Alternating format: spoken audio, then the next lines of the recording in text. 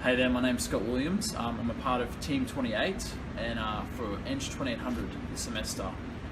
Today I'm going to show you a bit of our project, which did pretty well and ended up winning an award at the Innovation Showcase this year.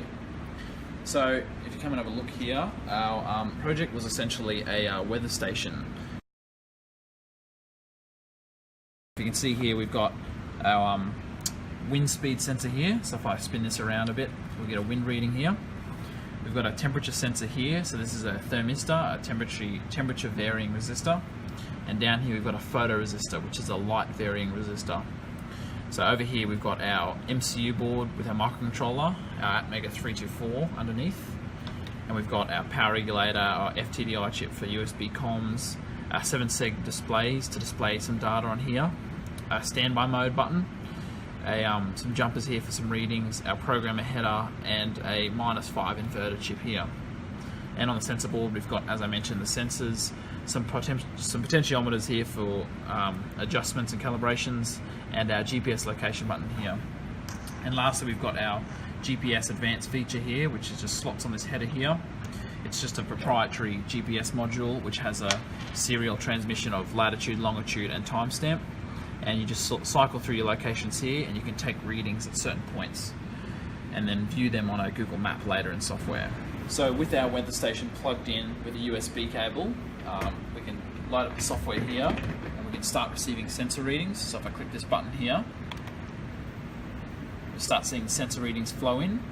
So if you zoom in on here and have a look at the wind speed column, you can have a look as I blow on the wind speed. Wait a sec. Need to go down. Yep. That's alright. Yeah. If I blow on the wind speed, you can see the readings increase. Secondly, if you look at the temperature, if I put my finger on the thermistor to heat it up a little bit, you can see it go from 27 slowly up to 28, and then maybe even 29 if we're lucky. Or on the other end, I could take the thermistor out to represent a high resistance or a low temperature, and this will be -10. Then finally we've got our light dependent resistor here, so you can see it's fluctuating a bit because of my shadow. If I just cover it completely with my finger, you can see it go down to nearly 0, not quite, just because there's a bit of light creeping in the cracks. And that's in lux. So lux, temperature Celsius, and meters per second here. Cool. So we've got graph readings as well of this data. So this is just a digital display, so we've got an analog display of the data here too. So here we've got wind speed, temperature. You can see temperature is pretty constant. Light's varying because my elbow's hovering over the lux meter. But if I blow on the wind speed like before, you can see some peaks here. And then lastly we've got a really nice handy strip chart here which shows all three on the same axes. So the lux is in a relative percentage and the others are still in their normal meters per second and temperature Celsius. So that's me hovering my hand over the green light reading, me blowing on the yellow wind speed reading, and me taking out the thermistor and making it really cool on the temperature sensor. So as I mentioned before, we've got this proprietary GPS module attached as an advanced feature. So it's just lodged onto a header here just for testing and working out how it works. But we can easily solder this onto the board if we wanted to. So now I'm going to go out in the field and take a few readings. So at 3 spots we'll have a high wind reading, a low temperature reading, and a low light reading zones. Then I'll come back here and I should be able to show you on Google Maps those locations and the data recorded there and the time and the latitude and longitude.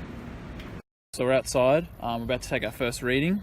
So we're going to start by pushing this button once I take the reading, and that'll start recording the average for 5 seconds. So our first reading, we'll do a high wind area.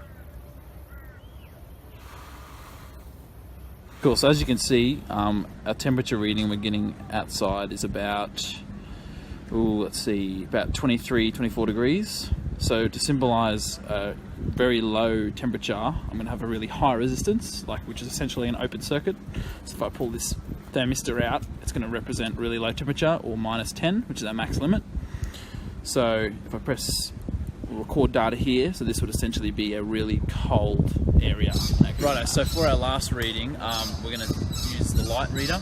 So it uses a photoresistor, as you can see here, and essentially this increases with resistance as you decrease the amount of light it gets. So right now, facing the sun right now, this would have perhaps 200 ohms of resistance.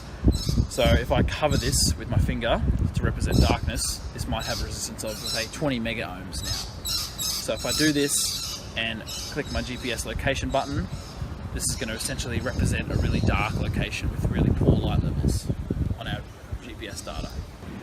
Cool, so we're back now. I've hooked in the weather station back in. So if we go into here, if I just click this display GPS data option, a little applet's going to open, a little Google Maps applet. It's going to show the 3 locations here, and this is at EQ, so this is where we film them. So this is the high wind location, so I'll have a look, just click on it, show the data readings. So we've got wind 14 meters per second, temperature normal, and insolation, which is another word for light level normal. Location 2, this is our low temperature one, so wind speed none, temperature minus 10 degrees, and light level normal. And then a third location and final, we'll have normal wind speed, none, normal temperature about 23 degrees, and insolation at 17. So as you can see, 4,000 is a normal sun sort of level, so me covering it 17, a little bit of light getting in the cracks, that's pretty good reading.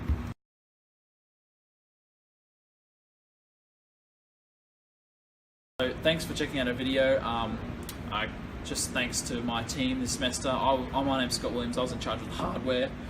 India Fallon was in charge of the firmware, so linearizing all the readings and also programming the 7-segment displays and the USB comms. And Marco, who's filming, was in charge of the software. So for a team of 3, we've done pretty well this semester. Thanks.